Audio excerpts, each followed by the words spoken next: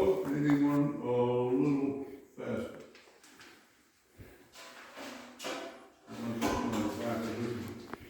Yeah, there it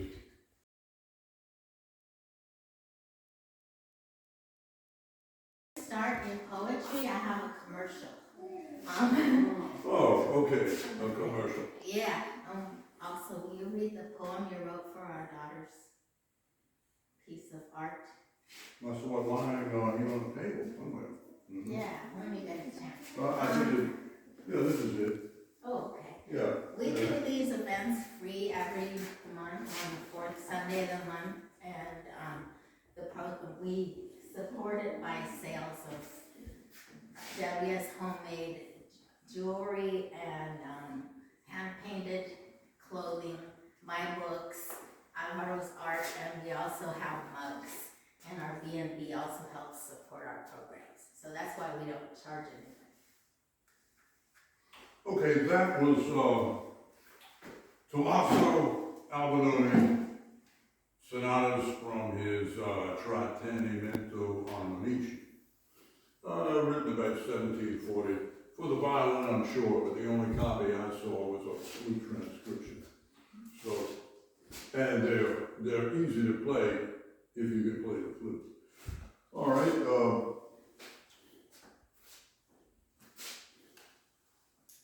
I've distilled the world's misery. I have invited 100 guests, nay 200, to leave their cares behind.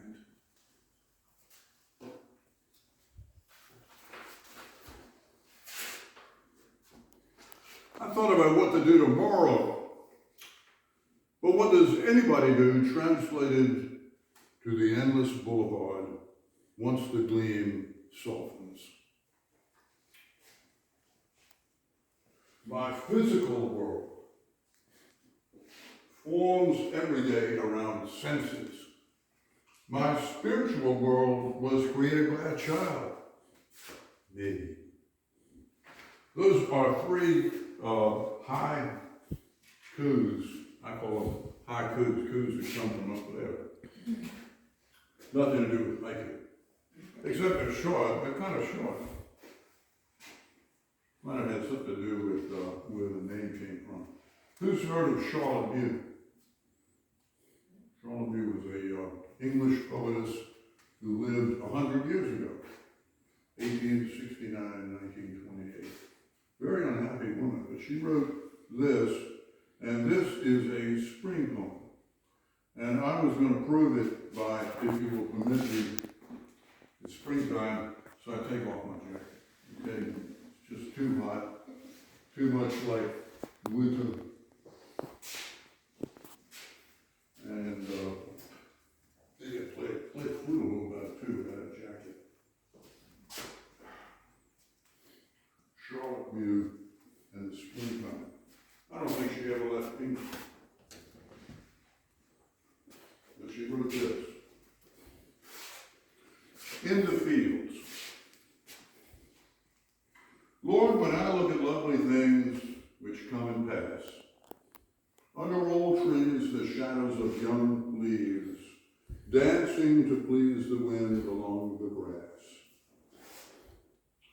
On the gold stillness of the August sun on the August sheaves, can I believe there is a heavenlier world than this?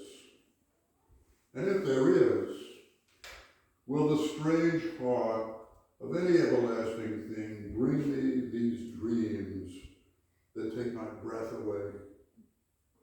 They come at evening with the home flying rooks and the scent of hay over the fields. They come in spring. Charlotte Mew. Well, let's see. Well, I brought some of my own stuff today, but I can't make up my mind which one. Too many. Well, sort of continuing on that, there's a poem called What's a Flower? Springtime. And this is a perspective, so it's a little exchange between two. Between one who asks, what's a flower, and the other one who tries to explain it. Well, the one who asks is another species, is another perception, is another medium. It's a whale. Imagine a whale thinking, well, what do you mean by flower? A whale never sees anything but salt water. And so this is, and the whale is answered, and the poem reads like this. What's a flower? Asks a whale, used to his profundities. Imagine something as uncetaciously brilliant as still makes you sneeze, and like a pair of flukes wobbling and crazy, it might be one of those forms of outrage called the daisy. You say, but I prefer the cold and the abyssal gloom to mark the currents of softness skirting continents in squeak and dark. Farewell then, great one, I said. Admittedly, the answer poses strangeness to one who'll never know the jealousies of roses.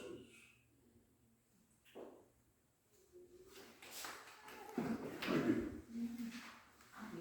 Yeah, we need somebody to hold up applause. Let's see. And so, continuing on that theme, I thought, well, that's kind of interesting, having a conversation with a whale. How about half a whale? Something that could get up and walk on land. And that would be a walrus, half of a whale. So this poem is called How Indeed. The walrus is a gentleman, frank, subtle, and discerning, of Arctic pale and ocean grays, but as we strolled a turning through shaded ivy, violet banks under dogwood white, then buttercups that bounce the day off grass in pure delight, blind to anything that shapes, he could not find the song or notice pinks beyond a bib of phlox. I caught a moral. The walrus with hooded eye for ice could ask, and on an innocent compunction, have men and women differed any way except in junction?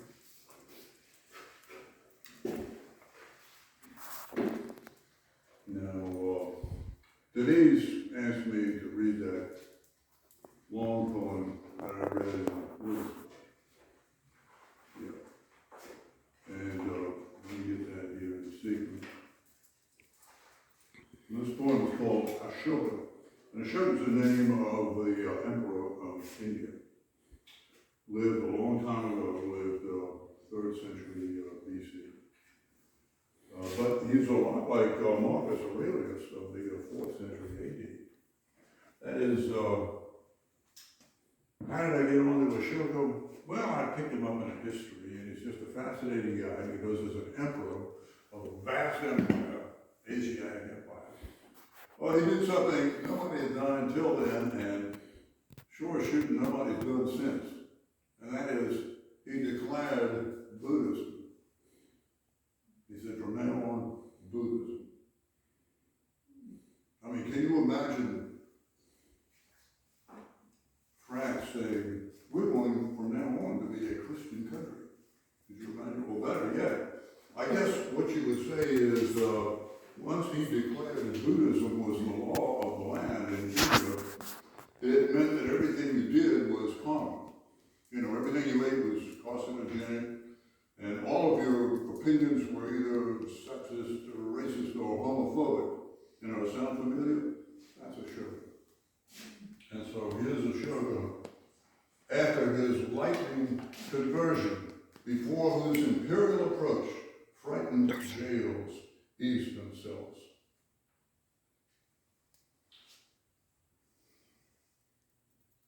the sweetest sound is the martial drum resolving into the sound of feet up the steps of justice.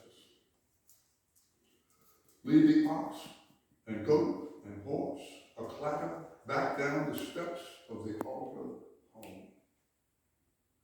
Share wealth with its source and weigh the hand of the poor with what remains.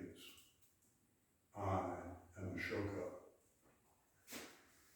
Praise others for faithfully practicing religions of choice. Take money, even bribes, from yourself. Love your enemies, even in the mid-flight of their well-known intent. First there was existence, then life, now bliss. I am Ashoka. Eat no flesh. Fact is, do not kill a single thing down to the vilest. Apologize, even to the walks through the window, coming to rest on your newborn. Even to the snake, concentrating on the bucket child by the spring. Are you not your sovereign? The king himself must be harmless. I am Ashoka.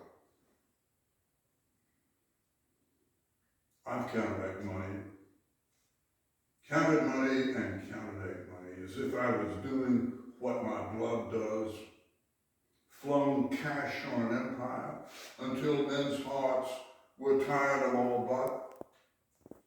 Next, stood on a hill and listened to my cities. I heard corn on the cob. Slaves, don't wait for me. Emancipate yourselves. I am Ashoka. How I long for the peace of scoundrels. My heart hardens, yearning for the sleep of grasses, for a dog's repose. I spent all night tossing and turning at the bleat of an orphan.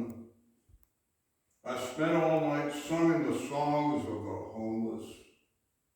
All night a whirl, wide awake in the glow of fire, wondering where you are. Ashoka is also the earliest Buddhist text written by him. I'm not going to mention that.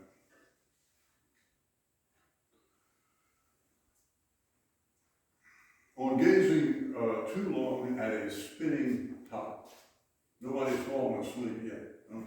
Not asleep to me. Yeah. Well, you might in this book. I watched a striped spinning top, although I was no child, swam and grew sick of high and low, and all directions piled. I knew I had to spin myself, recovering my birth. A stamp, a clarity of wonder wound followed in the verse.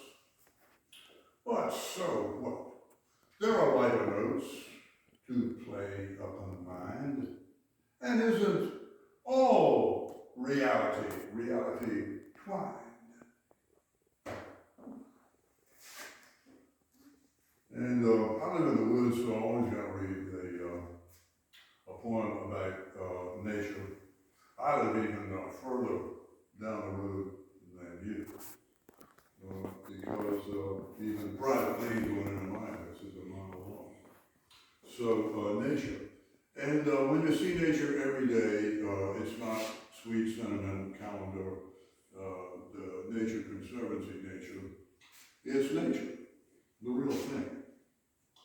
And trees begin to take on a personality. Of course, flowers have personalities, we all know that, but trees do. Trees have personality. These old oak trees, they're very majestic. They throw a lot of shade, but they've got some secrets too. So, this poem is called Nature is deception. Nature being deception, disguise, and remorseless stealth. Deaths are only food. Cry, in time so soon became our laughter. Next, ogling each other's belly into throat. Mockery of her approach. It meant the driven stupid of generation. All lost, and however, with music streaming like blood, I soon came to be. I apologize, O nature, for strumming perfectly, rivaling the chatter of migration, the last tint of the air of prey, to shame the flower with one of my flowers of the mind reaching the hand. Look at me. I am a man. I surrender. Please don't bother to deceive. Mother Nature.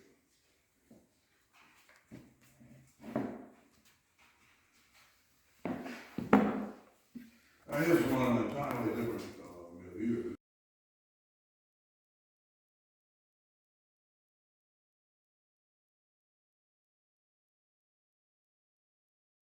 Disappearing phenomenon. True. Now, yeah, order everything online. And since I live in the country, it means that the trucks come into my driveway at 40 miles an hour, buck, throwing mud all over the place. And I've got to go out there and repair the road every time I get a package. Life. And I much prefer the shopping centers where I went to them. Anyhow, the floor clerk, here's a little, almost a little short story in about 20 miles. The day was hot. I stepped inside an air-conditioned store. The staff were ramrods balanced on an agony of gleaming floor. Before me stood that dangerous man, an over-polished clerk, who hated one and all because no dog should do his work of shadowless servility, offending with innocence. I quote, "I'm not Plantagenet, that isn't worth 2 cents. And he, long stretches of my life, I haven't been a jerk. I returned, guess what happens, friend, the minute pride relents? What, pray? Humanity emerging, cautious, less pretense. Our race marauds the rest. Therein ashes and madness lurk. And he, one has to eat, but bending with his confidential smirk. You're right, of course. One's soul takes chances humoring the gents. But this, it saddens. This fine collection patterned a la Turk was uttered with a character of grace, not bound to shirk a kindness. Holding up some retail ascot splendor. I bought it. Hence, it startled me how merrily gave up the ghost a dozen tens. But eagle, hawk, and falcon dive no swifter from the sky than he had slithered off his limb to pounce upon mine. Okay, have we reached a limit yet? Oh, that's right. Don't forget about the 1-year-old for my daughter's painting. Oh, I will read that right now. You'll have to wait for why do people marry? Can you wait for that? Well, this was actually, I came over here in November. It seems like ages ago. And here it is. Can you see this? The blue face?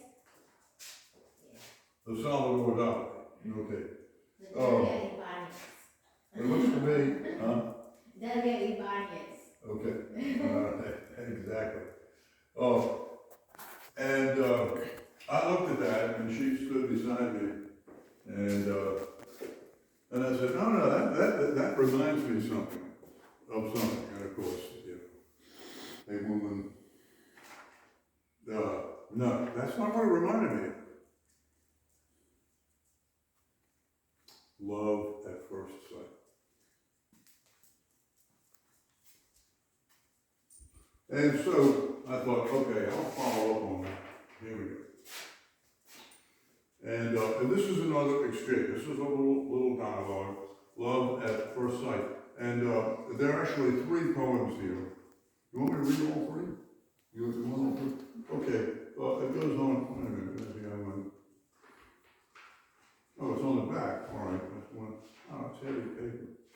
So it's second person, and then the next one is first person, and the last one is third person.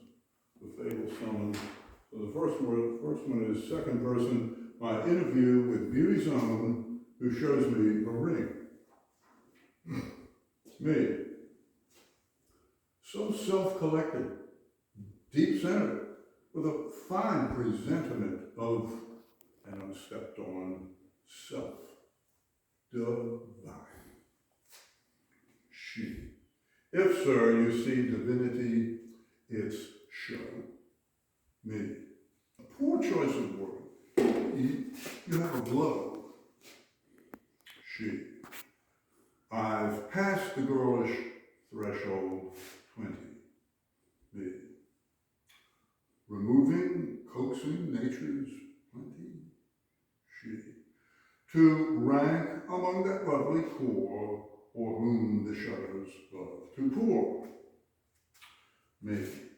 Yes, seen from any side, alas, by all examinations tried to pass.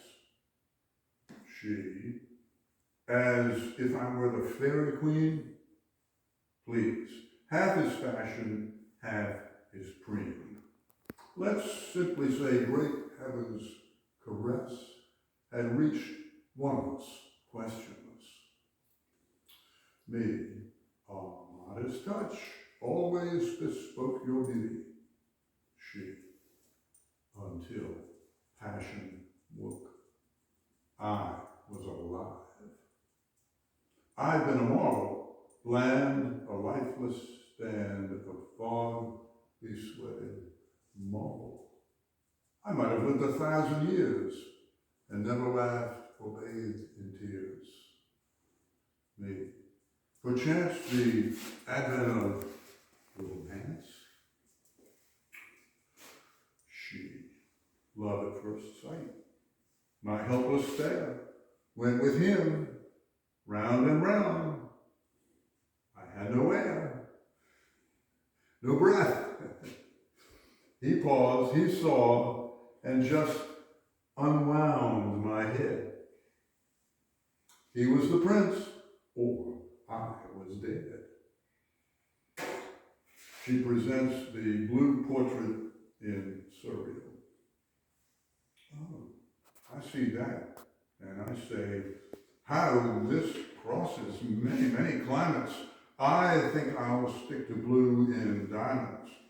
Lifts her hand. She, you are a gentleman. The stone is paired magnificent as one. And the prince now intones and says, yes, well, I wouldn't put it quite that way. Her gaze at parties was a while at play. Okay, that's the second person, and the first person is the daughter. It's wonderful. It's terrible. Love at first sight. Somebody leads my eye round, round, round, and doesn't notice quite. Or maybe soon he will, and come, but hesitate, decide, pick up at least a glance, a hope, a pang, the only trick I've tried. But if he comes round left or back instead of right, I'm at that. And now if I untwist and breathe, not burst, again, will he be anywhere? Love so deadly real, and close, and hot, when click goes hard. They say, like life, it only happens once. There's no restart. Third person.